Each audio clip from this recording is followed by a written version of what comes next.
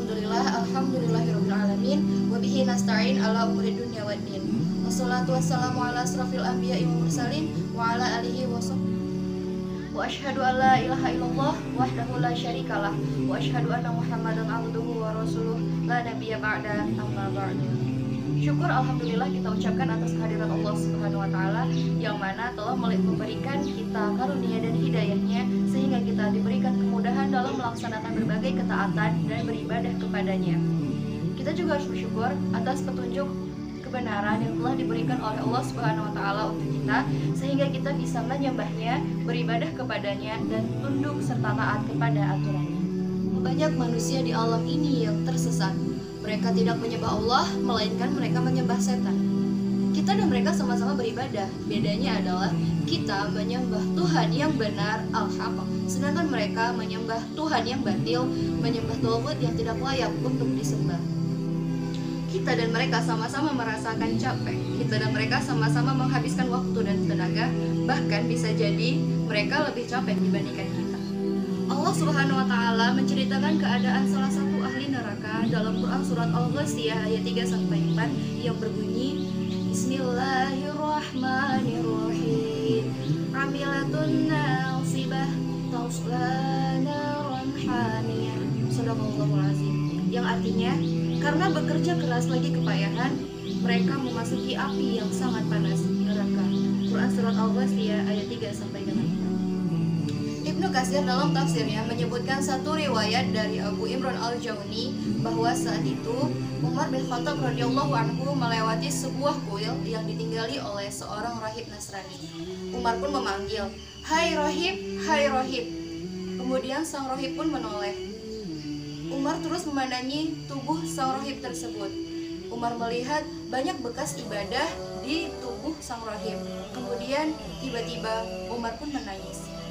Beliau pun ditanya, "Wahai Amirul Mukminin, apa yang membuat engkau menangis? Mengapa engkau menangis melihatnya?" Umar pun menjawab, "Aku teringat akan firman Allah dalam Al-Quran yang artinya, rajin beribadah, lagi kepayahan, namun mereka memasuki api yang sangat panas, neraka. Itulah yang membuat aku menangis." Hadis riwayat Ibnu Katsir 8385. Dan rahimakumullah, tahukah Anda mengapa mereka masuk neraka? Mereka beribadah, namun pekerjaan mereka sia-sia. Justru mereka malah masuk ke dalam neraka. Apakah Allah menzalimi mereka? Tentu tidak, karena Allah mengharamkan untuk menzalimi hambanya. Apa sebabnya? Tentu saja semua itu kembali lagi kepada pelaku pembuatnya. Sebabnya adalah dia salah dalam beribadah. Dia beribadah namun salah sasaran, salah yang disembah, salah dalam niat, bahkan salah semuanya. Sehingga bagaimana mungkin Allah akan menerimanya? Dan di saat yang sama Allah malah memberikan hukuman kepada mereka. Wa'iyyazubillah. Hadirin rahimakumullah, menyadari hal ini sudah selayaknya kita bersyukur karena Allah telah menjadikan kita orang mukmin padahal kita tidak pernah memintanya. Kita sudah memiliki modal iman, tinggal saatnya bagaimana kita beramal supaya amal kita ini diterima oleh Allah Subhanahu wa taala. Bagaimana caranya? Caranya yaitu kita berupaya agar amal ibadah yang kita lakukan adalah amalan yang benar sesuai dengan kriteria yang ditetapkan oleh syariat. Allah Subhanahu wa taala berfirman dalam Quran surat Al-Kahfi ayat 110 yang artinya, barang siapa mengharap perjumpaan dengan Tuhannya, maka hendaklah ia mengerjakan amal yang soleh dan janganlah ia mempersekutukan seorang pun dalam beribadat kepada Tuhannya. Itulah salah satu ayat yang menjelaskan kriteria amal yang benar dalam syariat. Benar niatnya, ikhlas karena mengharap balasan dari Allah, benar tata caranya sesuai petunjuk Rasulullah SAW. Niat yang ikhlas semata belumlah cukup untuk membuat amal kita diterima. Semangat bukan modal utama agar amal kita diterima oleh Allah Subhanahu wa taala. Karena itu kita juga dituntut untuk benar dalam tata cara. Sebagai mukmin, kita tentu tidak ingin amal kita ditolak karena salah dalam mempraktekkannya. Kita dalam beramal telah mengeluarkan modal tenaga, waktu, atau bahkan harta. Jangan sampai menjadi batal karena kita kurang perhatian dengan tata cara beramal.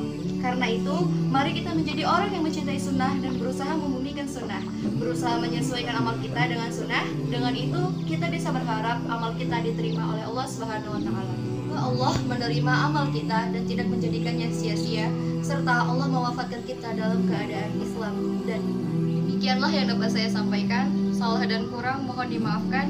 Saya akhiri dengan wabillahi taufik wal hidayah wa ridha wa inayah. Wassalamualaikum warahmatullahi wabarakatuh.